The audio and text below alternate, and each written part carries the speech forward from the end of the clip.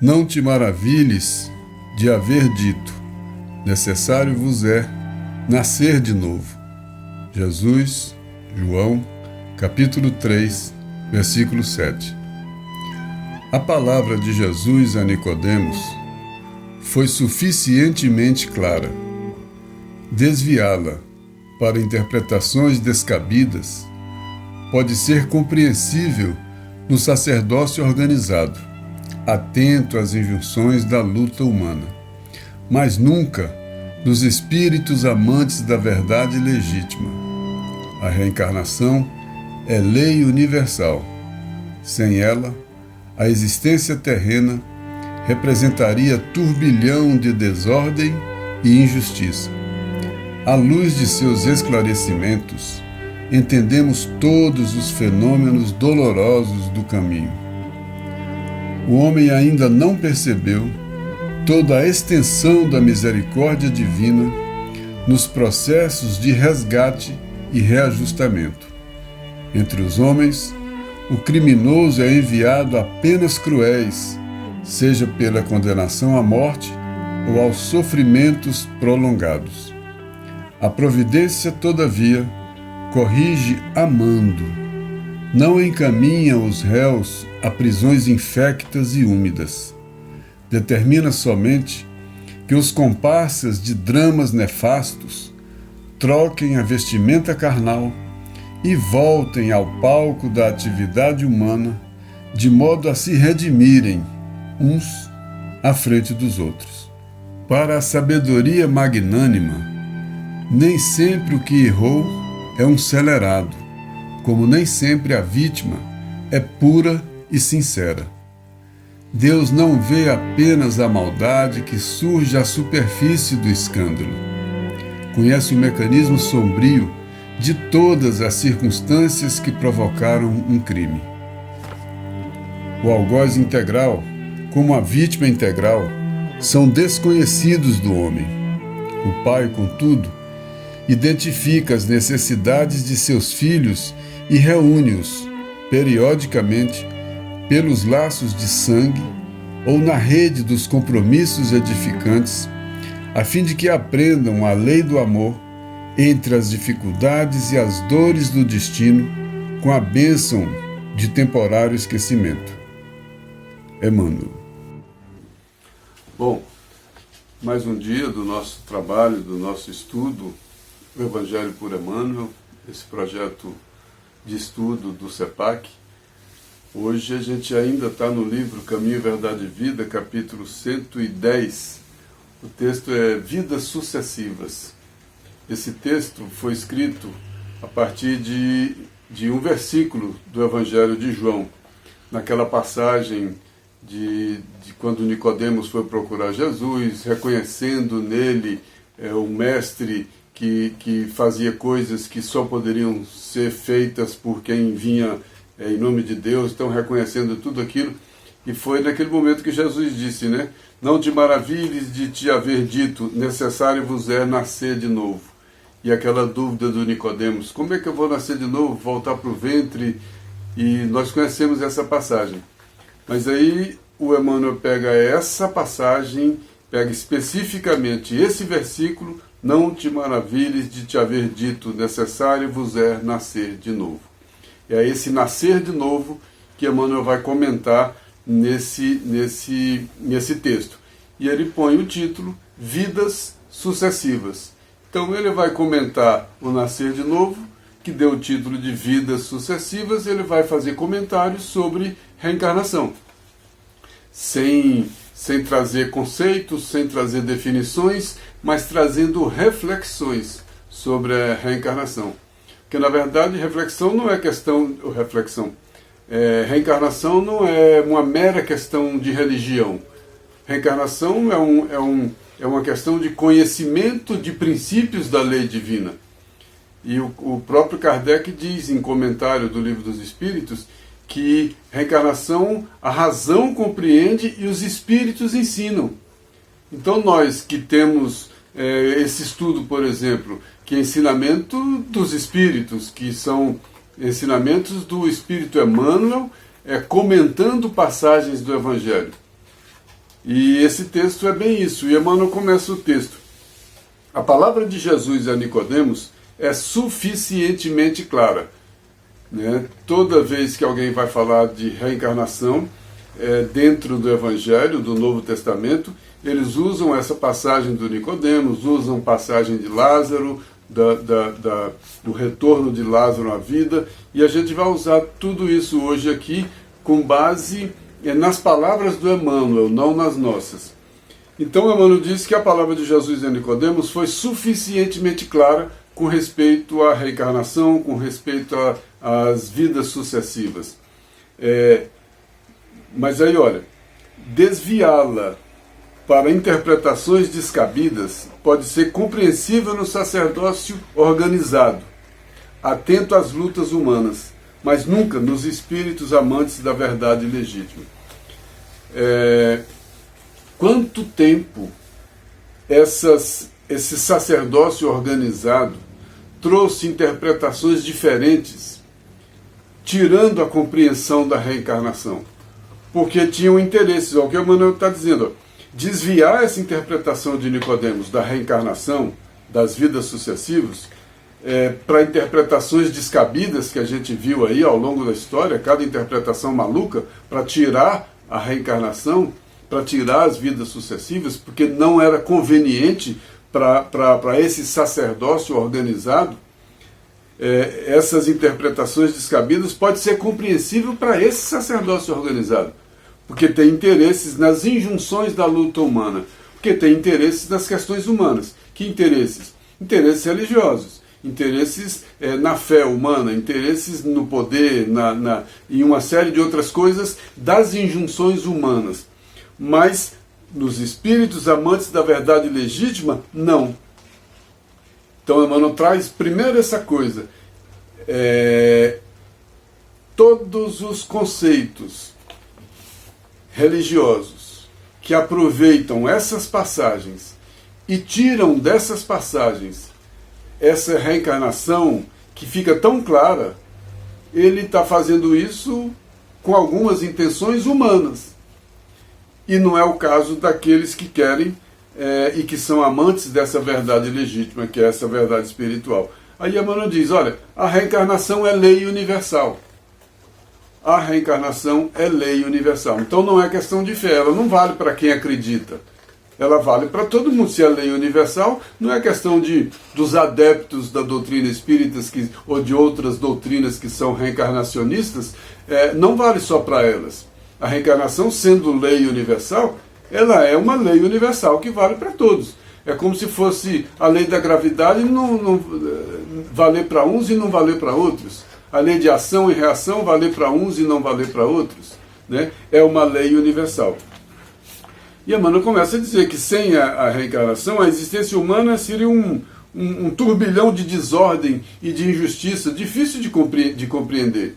Como é que ia compreender a justiça divina, vendo uma criança já nascer doente, vendo um monte de coisas, alguém morre novo, outro morre mais velho, outro sofre mais, outro sofre menos, essa diversidade de situações e de circunstâncias no homem tinha uma razão de ser, e por trás de tudo isso tem a bondade divina. Como é que por trás de tudo isso, tendo a bondade divina, teria privilégios? Alguém nasce mais bonito, mais feio, mais saudável, menos saudável, mais rico, mais pobre, de uma cor, de outra cor. Como fazer tudo isso? Como compreender tudo isso?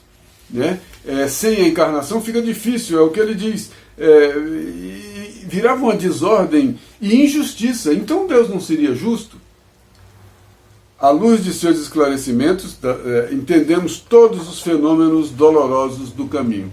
À luz desses esclarecimentos vindos desse conceito de reencarnação, que é uma lei universal, facilita a nossa compreensão de uma série de coisas do passado, do futuro e do presente.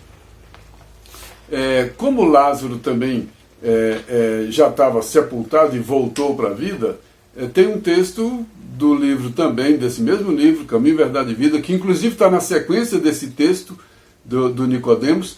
Pode ver, Emmanuel trouxe no mesmo livro No capítulo 110 ele fala do Nicodemos, e no capítulo 112 ele fala do Lázaro. São dois momentos que falam de reencarnação. E Lázaro não é uma mera questão de ressuscitar, né? Ele traz o caso de Lázaro como uma questão simbólica. Olha o que ele diz com relação a Lázaro. Está no capítulo 112 também do livro O Caminho, Verdade e Vida. O regresso de Lázaro à vida ativa representa grandioso símbolo para todos os trabalhadores da terra. Então ele está dizendo que o Lázaro sair do sepulcro para a vida ativa. Que vida ativa, né? O corpo não é uma forma de manifestação do espírito? É aquele espírito voltar a se manifestar no corpo? Tem um sentido simbólico. Qual o sentido simbólico do retorno de Lázaro? E aí o Emmanuel diz: Lázaro não podia ser feliz tão só por revestir-se novamente de carne perecível. Ele não seria feliz tão só voltando ao corpo, simplesmente ressuscitando. O corpo estava morto e o corpo ressuscita. Ele não poderia ser feliz somente assim, mas sim pela possibilidade de reiniciar a experiência humana com valores novos. Então esse símbolo do retorno, da saída de Lázaro do túmulo, é um símbolo, é a saída da morte com novas oportunidades, mas novas oportunidades que representam a misericórdia, que representam essa lei divina de ação, de reação, e uma série de consequências dessa reencarnação que a gente tem dificuldade não de aceitar, mas que a gente tem dificuldade de pautar a nossa conduta, a nossa vida, de acordo com esse conhecimento da reencarnação. Porque uma coisa é a gente compreender mais ou menos a reencarnação, outra coisa é o processo de reencarnação, quais as consequências que ele traz para a minha maneira de viver. Se ele não trouxer consequências, é uma crença superficial, porque a dimensão do processo de reencarnação é muito mais profunda, traz um monte de consequências, né? E Emmanuel volta a dizer: cada vez que o espírito alcança o mestre divino, alcança do mestre divino a oportunidade de regressar à Terra, ele está desenfaixado desses laços vigorosos. Olha o que Jesus disse para o Lázaro, né, quando ele ressuscitou. Ele pediu: desenfaixe-o e deixe-o ir. Quer dizer, na verdade o Lázaro estava enfaixado literalmente. Ele estava enrolado em trapos, em panos, que era como ele foi sepultado. E como a gente está falando de símbolo, como diz Emmanuel, que apresenta grandioso símbolo, esse enfaixado era enfaixado na encarnação anterior, que ele estava com tudo aquilo que prendia as suas memórias, sua vida, tudo aquilo que ele tinha vivido. E desenfaixar é voltar sem aquele corpo que trouxe aquela experiência, que significa o esquecimento. Então desenfaixar é tirar essas faixas que me marcaram na encarnação, para que eu volte sem essas faixas que me prendem, para que eu volte mais livre, não livre da lei de ação e reação, mas livre dessas faixas, das culpas, dos remorsos e etc. Já pensou? Se eu não voltasse desenfaixado, eu voltasse para a mesma família de um filho que eu tinha cometido alguma coisa contra ele, ou vice-versa, olha como seria mais difícil.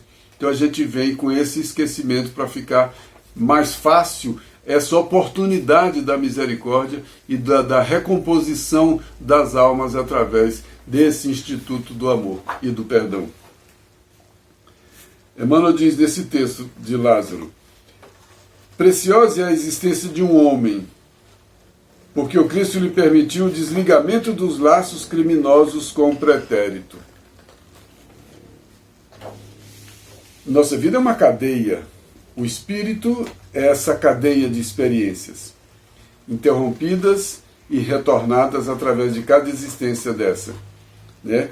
Aí, cada existência dessa, ele diz que é preciosa. É preciosa é a existência de um homem. E diz por quê? Porque o Cristo lhe permitiu o desligamento dos laços criminosos com o pretérito, deixando encaminhar-se de novo a reconstituir e santificar os elos do destino espiritual. Então, quando a gente imagina que matar alguém, tirar a vida de alguém, tirar a oportunidade de alguém, ou a nossa própria, é uma liberalidade. A gente não imagina a consequência de tudo isso. Isso é agir de maneira contrária à misericórdia divina. É negar a misericórdia divina. Porque é preciosa essa existência. É preciosa por quê? É preciosa porque é nessa existência que eu tenho esse esquecimento desse passado e eu tenho a oportunidade de resolver uma série de questões e de ter um crescimento espiritual. É a oportunidade de evolução. Isso é perdão. Isso é misericórdia. Isso é amor. E Emmanuel volta no texto de hoje, Vidas Sucessivas. O homem ainda não percebeu toda a extensão da misericórdia divina nos processos de resgate e reajustamento. O homem ainda não percebeu toda a extensão da misericórdia divina. Sempre que a gente está num processo de resgate e de reajustamento, a gente está sempre rebelde, infeliz, sem aceitar, eu não queria isso, eu não merecia isso, que são esses processos de resgate e de reajustamento. A gente entende isso como castigo. Isso é castigo, isso é porque eu fiz isso, é porque eu fiz aquilo, mas não é castigo. Isso é a misericórdia. Mudar esse conceito de castigo, trocar o conceito de castigo pelo conceito de misericórdia é muito importante. Porque senão fica aquela coisa muito humana, de punição, de ter que pagar. A questão não é pagar, a questão é evoluir, avançar. E às vezes tem essa lei de ação e de reação, eu tenho que arcar com as consequências daquilo que eu causei. Mas arcar com a consequência não é um castigo. Arcar com a consequência é uma oportunidade de, ao arcar com a consequência, eu aprender e não continuar dando causas. Eu evoluí com isso. Então não foi um castigo. Esse processo de resgate e reajustamento não é um castigo, é fruto da misericórdia. E Emmanuel diz que entre os homens, o criminoso é enviado a penas cruéis, seja pela condenação à morte ou a sofrimentos prolongados. O homem gosta, né? De pegar o culpado e condenar à morte, e matar, e botar naquelas prisões assim, sem a mínima condição humana de sobreviver, está criando feras. Porque é o espírito que está ali trancado, que está ali abandonado, que está ali sem chance nenhuma, que está ali sem compreensão nenhuma, criando mais rebeldia, mais ódio, mais uma série de coisas que vai voltar e vai reencarnar com tudo aquilo. Então, muitas vezes, essa ânsia, essa sanha de punição humana, ela é uma coisa que é meio contrária. Ela não tem a ver com a misericórdia divina. Você me paga, Deus é justo. Calma, Deus não é justo porque você vai me pagar. Que Deus é justo a gente sabe, mas não é porque você vai me pagar. Porque esse texto, o Emmanuel ainda diz, a gente não conhece toda a cena do filme. A gente conhece a parte desse capítulo, dessa encarnação, mas tem capítulos anteriores que explicam nossas antipatias, nossas dificuldades uns com os outros, e aí eu fico preso a esse momento que você me ofendeu por alguma razão, mas eu não entendo coisas antigas. Quem já leu a obra de André Luiz lembra quantas e quantas vezes, numa relação qualquer dentro daquela encarnação, tinha alguém achando que estava sendo muito injustiçado, e André Luiz e os seus mentores lá, depende do capítulo de quem era o mentor, mas algum espírito mostrava para aquele cara que estava pensando que estava injustiçado, através de um sonho, através de alguma coisa, um pouco mais além daquilo que ele estava vendo. Aí ele via em encarnação anterior o que ele tinha feito de mal para aquele espírito que estava fazendo alguma coisa para ele hoje. Então não tem ninguém totalmente bom nem totalmente ruim. A gente vive nessa cadeia, nesse fluxo de sentimentos inferiores, um ofendendo o outro descontando, e obsessão, e na outra, sabe? E por isso é que é o amor e o perdão que quebra isso. O Divaldo conta a história de um perseguidor que ele tinha, que depois, sem saber, ele adotou uma criança dessas que ele adota regularmente lá no seu projeto, e que depois esse espírito que perseguia o Divaldo veio todo afetuoso com o Divaldo, dizendo que ele tinha acabado de acolher um espírito que tinha sido a mãe dele. Olha só, era só uma criança abandonada ali, mas Divaldo, naquele ato de amor, ele estava acolhendo o espírito que tinha sido mãe de um perseguidor seu, e aquele ato de amor desmanchou todo aquele ódio, que passou a ser, aquele ex-obsessor passou a ser um companheiro. Então, na vida, se a gente conseguisse fazer essas coisas, a gente ia quebrar muito dessa cadeia do ódio, muito dessa cadeia do revanchismo, que a gente quer condenar, punir, e às vezes até com crueldade. Quando tem alguém que a gente não gosta, a gente quer o mal, a gente dificulta, né? E o processo está aí de reencarnação. É lei universal. E a gente não foge disso. Mas Emmanuel vai tocar nesse assunto daqui a pouco, a gente vai deixar que ele fale. Mas Emmanuel diz que entre os homens o criminoso é que é levado a penas cruéis. Na providência divina, não. A providência divina corrige amando. Por que corrige amando? Porque corrige querendo a melhora, porque corrige perdoando. Eu corrijo massacrando. O homem corrige querendo ver o outro sofrer, porque ele vai pagar. Se ele não sofrer, ele não paga. E a providência divina não. A correção é com misericórdia, a correção corrige amando. A dificuldade que vai me transformar, a dificuldade que vai me fazer melhor. Arcar com as consequências daquilo que eu fiz vai me fazer uma pessoa melhor. E é completamente diferente o princípio. E a gente às vezes traz para providência divina a conduta nossa. Nós avaliamos a providência divina de acordo com a nossa cabeça, de acordo com aquilo que a gente acredita. Aí a gente enxerga um Deus vingativo, a gente enxerga um Deus punitivo, mas quem é vingativo e punitivo não é a providência divina. Quem é vingativo e punitivo é a inferioridade humana, que ele não perdoa, que ele quer prender, que ele quer maltratar, que ele quer castigar. Olha quantas coisas o homem não só prendia, como ele desenvolveu métodos de crueldade tremendos. De onde vem o desenvolvimento ao longo da história humana de inúmeros métodos de crueldade? Arrancar unha, enfiar coisa não sei o quê, são métodos de crueldade para ensinar o quê? O que um método de crueldade é capaz de ensinar para alguém? Ensina a revolta, ensina um futuro obsessor. É difícil quebrar essa cadeia de ódio, de imperfeição. E é o amor, o perdão, a compreensão que é capaz de quebrar isso. E a providência divina corrige amando. Não encaminham os réus, a providência divina não encaminha os réus a prisões infectas e úmidas. Determina somente que os comparsas de dramas nefastos troquem a vestimenta carnal e voltem ao palco da atividade humana de modo a se redimirem. Só troca os papéis às vezes.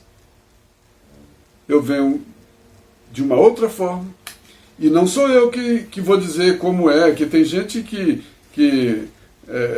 principalmente quem está chegando dentro do Espiritismo, começa a saber de tudo, né? Quem é que é em reencarnação de não sei o que é não sei o que, eu estou fazendo isso para pagar aquilo. Calma, são princípios de ação, de reação, de reencarnação, mas é bom a gente compreender os princípios, sem a gente ficar muito preso àquilo. Tanto é que o ensinamento dos espíritos não fica preso a personalidades. Raramente aparecem personalidades. E quando aparecem, já é coisa de muito tempo depois, já personalidades já redimidas e etc. Mas não tem essa novela das emoções imperfeitas do homem. A não ser como forma de aprendizado. A coleção André Luiz é riquíssima nisso, mas sempre, aqueles instrutores sempre agindo com o amor quebrando essa cadeia de ódio, o amor quebrando essa cadeia de imperfeições. No livro da Esperança, capítulo 7, ante o livre-arbítrio, que é uma outra condição, nós voltamos numa nova encarnação com esse esquecimento relativo. Às vezes a gente lembra de algumas coisinhas, tem intuições de algumas coisas, mas a gente nem vai entrar nisso. Em princípio tem o esquecimento, né? Mas a gente tem o livre-arbítrio, que eu sou livre para escolher. Então, quando eu aprender a agir melhor, não vai ser pelo temor, não vai ser pelo medo, não vai ser pelo terror do castigo de Deus, como a gente já viveu isso muito tempo, e tem gente que até hoje deixa de fazer determinadas coisas, embora sinta todo o desejo de fazer aquelas coisas, e embora emocionalmente o seu coração continue ainda com todas aquelas imperfeições, mas ele tem um terror, que pode ser da religiosidade distorcida, da religião distorcida colocada na sua cabeça, ou pode ser até também de lembranças do mundo espiritual que ele traz. E não é por ser lembrança do mundo espiritual que são lembranças de conhecimento absoluto, porque a gente tem lembranças em todos os padrões, né?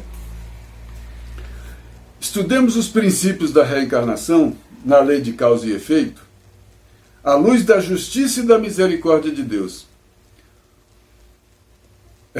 Então, ele já está dizendo que é para a gente observar, estudar a reencarnação na lei de causa e efeito. A causa é livre. Eu tenho livre-arbítrio. A causa é livre, o efeito não. O efeito está vinculado à causa. O efeito está vinculado à causa. Mas para eu parar de dar causas, às vezes, esse efeito é o meu maior professor. Porque o efeito da causa imperfeita me faz compreender melhor a imperfeição daquela causa. Aí, eu que sofri as consequências daquela causa imperfeita que eu dei, eu vou pensar melhor, eu vou refletir melhor e vou dar causas melhores. Esse é o processo de evolução, esse é o princípio da lei de causa e de efeito, dentro da luz, dentro da justiça e da misericórdia. Porque senão não teria sentido. Porque tem que ser justo. E tem que ser de bondade. Porque senão não seria da providência divina. Então não tem sofrimento a mais, não tem nada de injusto. É sempre a medida, na medida da causa, na medida da necessidade, na medida do que cada um necessita. Não é por castigo. Não tem alguém vibrando por castigar mais. Agora comigo vai ser diferente, o castigo vai ser maior. Não, não tem castigo maior. É proporcional à causa, que é livre. Toda causa é livre. O Evangelho diz, né? A semeadura é livre, mas a colheita é obrigatória. A semeadura, nós somos livres, o livre-arbítrio está aí, a gente vai semeando. O semeador que veio semear, semeou outras coisas. Mas como eu não tenho terra fértil, aquela semente que o semeador semeou ainda não cresceu em mim, o que cresceu em mim é o homem velho, cheio de imperfeições. O que eu semeio? Eu semeio as minhas imperfeições. Então, ações imperfeitas trazem consequências imperfeitas. O escândalo é necessário por quê? Porque a gente está num mundo de imperfeições. E quando a gente está no mundo de imperfeições, o normal é que as pessoas imperfeitas cometam imperfeições. tem o livre-arbítrio.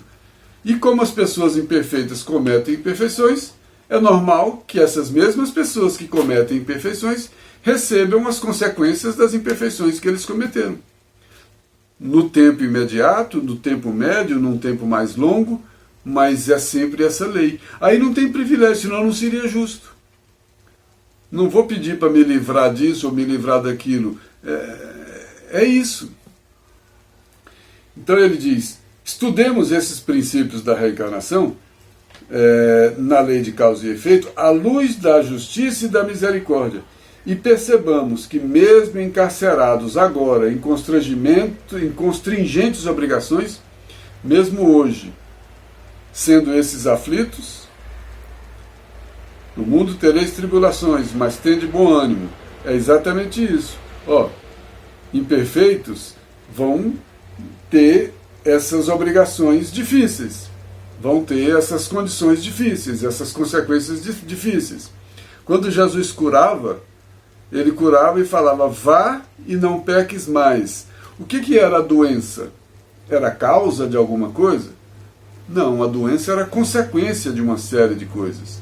Aí Jesus vinha, manipulava os fluidos, as energias, e reorganizava aquele organismo com a sua força e falava para a pessoa, vá, continue sua encarnação, continue sua vida, e não peques mais, quer dizer, e não volte a dar essas causas. Porque se você for achar que ficou livre e continuar dando as mesmas causas, vão voltar as mesmas consequências. Essa era a intenção. Vá e aprenda a lição. Porque se você for e não aprender a lição, vai adoecer de novo. E aí não vai resolver. Só tem uma saída, o aprendizado. Aí a misericórdia. Porque aí a pessoa aprende. Porque se fosse só pela graça, amanhã a gente faria a mesma coisa de novo.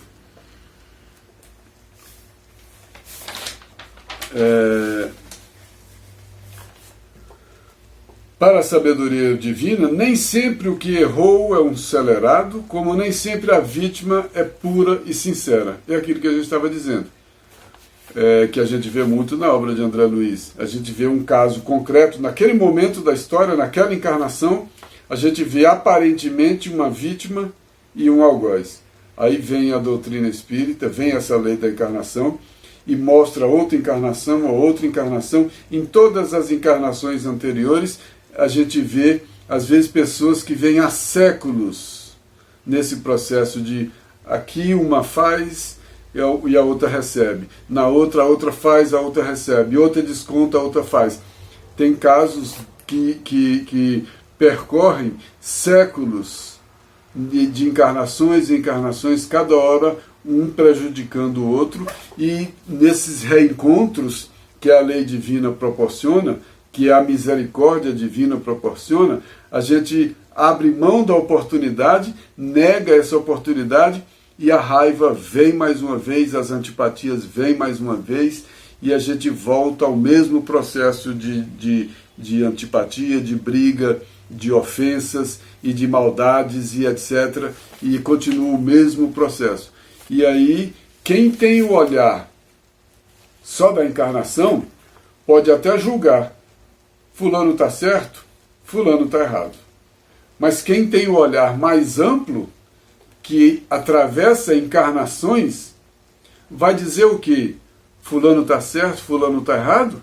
Não, olha, vocês estão certos e vocês estão errados. Mais errados do que certos. Porque um está sempre prejudicando o outro. Um está sempre perseguindo o outro. Enquanto um estiver sempre perseguindo o outro, vai viver essa escalada de violência, de desamor, de imperfeições. Só uma coisa pode interromper essa escalada: a compreensão, o amor, a recomposição.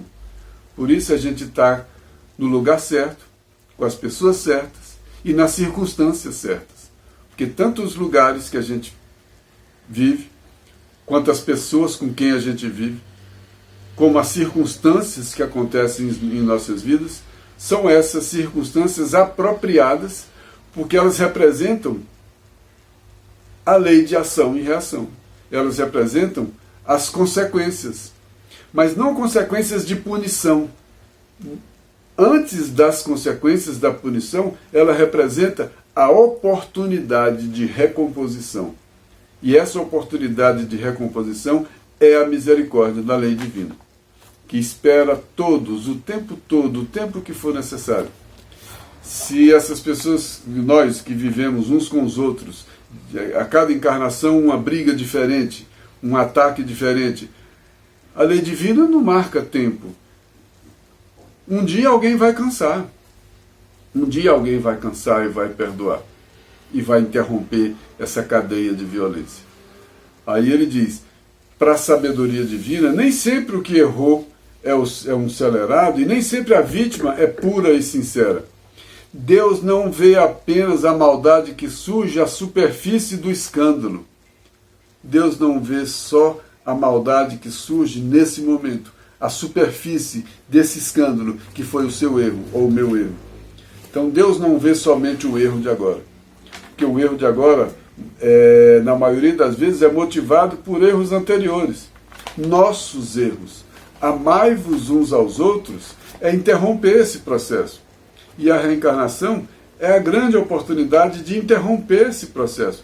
A gente esquece essa lei do esquecimento e a gente vem e tem que estar com essa predisposição de perdoar, de compreender, e essas coisas que ainda sobram do nosso eu profundo, que é aquela antipatia, que é aquela coisa que ainda fica, aquela repulsa àquela pessoa, aquilo a gente tem mais condições de trabalhar, porque a lei do esquecimento favoreceu. Mas sem essa lei, dificilmente a gente ia evoluir nesse campo do perdão, nesse campo da recomposição com as outras pessoas. Então Deus não vê apenas a maldade que surge à superfície do escândalo. Conhece o mecanismo de todas as circunstâncias que provocam o crime. Um crime de hoje, ele tem raiz onde? A cada encarnação que voltar, pode encontrar marcas desse crime, pode encontrar origens desse crime.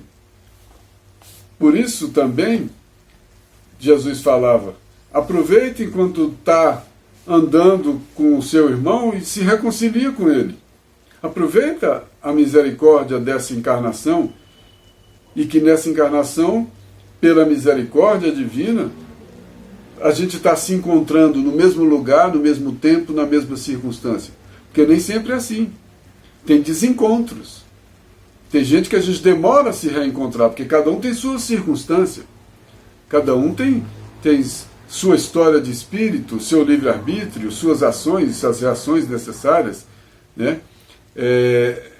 Como não aproveitar essas oportunidades? A vida é cheia de encontros e desencontros. Os encontros são os momentos em que a gente sabe aproveitar essas possibilidades das pessoas, das circunstâncias, do trabalho e etc.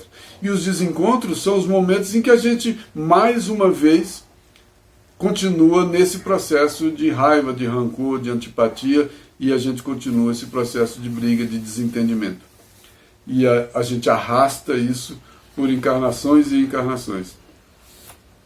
Aí Emmanuel diz, o algoz integral ou a vítima integral são desconhecidos do homem. O pai, contudo, identifica as necessidades dos seus filhos e reúne-os periodicamente pelos laços de sangue ou na rede dos compromissos. Quer dizer, há essa lei da misericórdia, né, e as circunstâncias, numa encarnação, reúne pessoas que precisam estar naquele momento no mesmo lugar. Então a gente está com as pessoas certas, nas circunstâncias certas, nos lugares certos, a fim de que aprendam a lei do amor, entre as dificuldades e as dores do destino, a fim de que aprendam a lei do amor. E a lei do amor não é a lei da vingança, não é a lei da punição, não é a lei do castigo, não é a lei da crueldade, não é a lei que desconta, é a lei que ama, é a lei que perdoa. Tem um livro do Martins Peralva, Estudando o Evangelho, que tem uma coisa interessante aqui. Ó. Com a reencarnação, temos justiça incorruptível, equânime, refletindo a ilimitada bondade do Criador. Temos justiça incorruptível. Então, com a reencarnação, a justiça é infalível, é incorruptível, não tem privilégio, não se corrompe, porque ela não é personalizada, ela é da lei. Independe as pessoas. Aquela figura que o homem criou da justiça cega, a lei divina não está olhando personalidades, né? Tá funcionando, a lei divina está funcionando, nós nos encaixamos dentro do funcionamento da lei divina, de justiça, de amor e de caridade. E aí não tem privilégio, ela é incorruptível e equânime, ela é igual, ela não funciona diferente para um e para outro, por isso que ela não enxerga as personalidades, ela é a lei. Então não adianta eu achar, eu vivo aqui na igreja, para mim vai ser perdoado. Não, eu posso. Isso é coisa dos homens. Eu sou da diretoria, eu posso, eu sou privilegiado, eu posso. Não, a lei divina, a personalidade não se sobrepõe à lei divina. Um princípio que o homem aprendeu desde o século XVIII, né, com a Revolução Francesa, que ninguém é superior à lei, todos estão sujeitos à lei. Isso, o homem já percebeu isso, inclusive na lei humana, na lei que rege a sociedade. Imagina a lei divina. Todos nós estamos sujeitos à lei. E a lei funciona de maneira igual e para todos. Um Deus que perdoa sem tirar ao culpado a glória da remissão de seus próprios erros. Um Deus que perdoa sem tirar a oportunidade. E o homem muitas vezes não perdoa. E não dá oportunidade de remissão.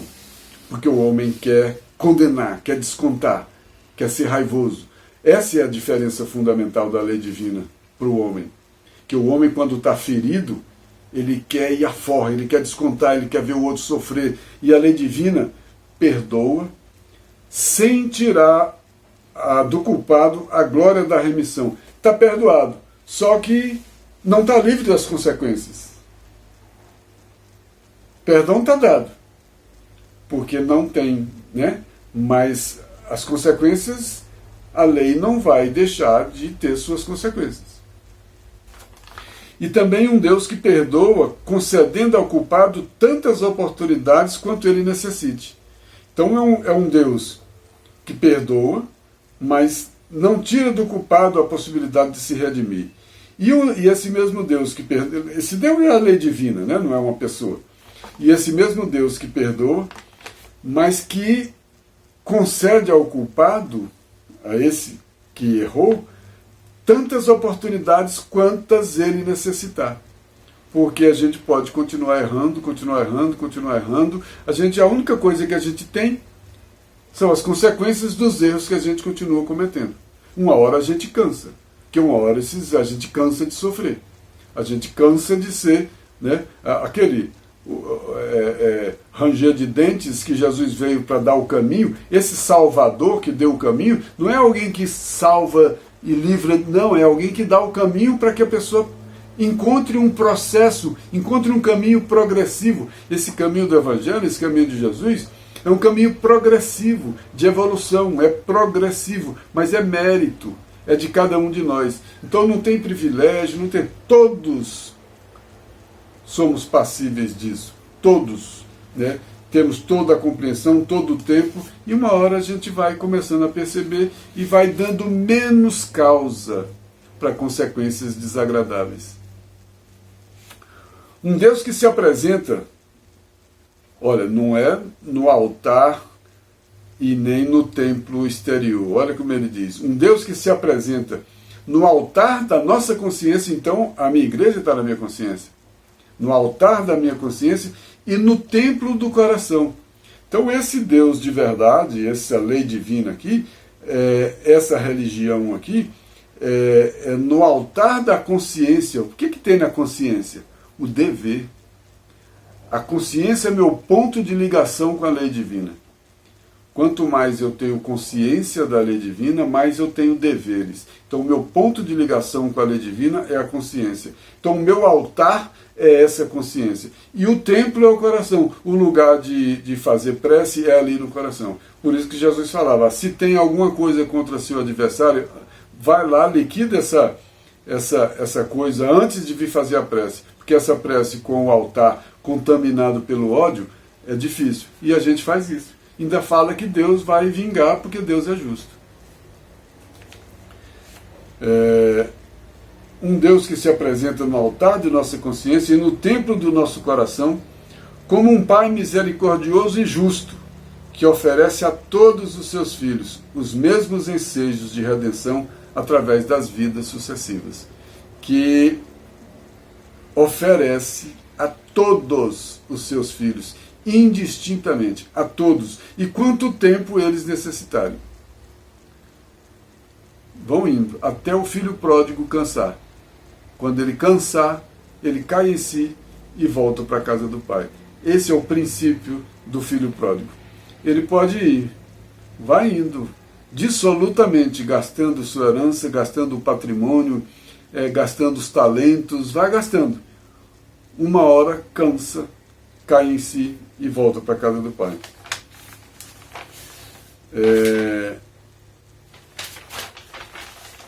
No Livro dos Espíritos, para a gente encerrar, na questão 171, Kardec faz um comentário. A doutrina da reencarnação, essa que consiste em admitir para o espírito muitas existências sucessivas, é a única que corresponde à ideia que formamos da justiça de Deus para com os homens. A única que pode explicar o futuro e firmar as nossas esperanças, pois que nos oferece os meios de resgatarmos os nossos erros por novas provações. Aqui que eu achei essa frase, eu acho perfeita. A razão indica essa reencarnação e os espíritos a ensinam.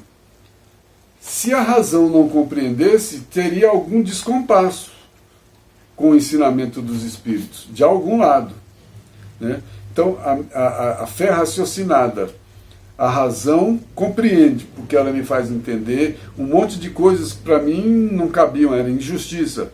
É a criança que nasce morta, o cara que é do bem e que morre no acidente, o que é do mal que estava do lado dele continua vivo, sabe? Essas coisas que a gente ficava sem entender e que esse processo de reencarnação traz luz, a razão indica e os espíritos ensinam. Porque o elemento espiritual, a partir veio o que o Kardec fez, foi codificar esse ensinamento dos espíritos. Esse ensinamento que já estava no Evangelho, mas esse Consolador veio para trazer mais compreensão para a gente daqueles ensinamentos, ditos de maneira simbólica, por parábola e etc. E agora os espíritos vêm mastigando para a gente. Olha os comentários, olha esses livros que a gente estuda da coleção Fonte Viva, do Emmanuel, trazendo explicações a cada versículo do Evangelho, né? Quem é que ao cabo de sua carreira não deplora haver tão tarde ganho uma experiência de que já não mais pode tirar proveito? Quem é que não aprende alguma coisa? Nem que seja nos últimos dias de vida, na velhice, e acha que agora é tarde para aprender, agora não dá mais para aprender. Aí olha o que o Kardec diz. Essa experiência, ainda que tardia, não fica perdida. O espírito a utilizará em nova existência. Isso é uma lição para a gente que às vezes está desesperado. Já estou velho, não sei o que, já está na hora de morrer. Não dá para antecipar, abreviar a vida, não dá para tirar a vida de ninguém, não dá porque é novo, porque é velho, porque é isso, porque é aquilo. Em cada minuto a mais que for concedido, é necessário viver esse minuto. Porque nesse minuto a mais, é uma experiência a mais, é um aprendizado a mais, que a gente vai tirar proveito. Essa experiência não fica perdida. Por quê? Porque o Espírito a utilizará em outra existência. Então sempre é importante aprender. Não tem desculpa para parar de evoluir. A evolução é o aprendizado, espíritas amai-vos, espíritas instruí-vos, é a cada dia. que a gente está tratando de uma evolução do espírito, de um espírito imortal, que usa essas encarnações como etapas, como processos de trabalho espiritual. Bom, que Deus nos abençoe e até a próxima.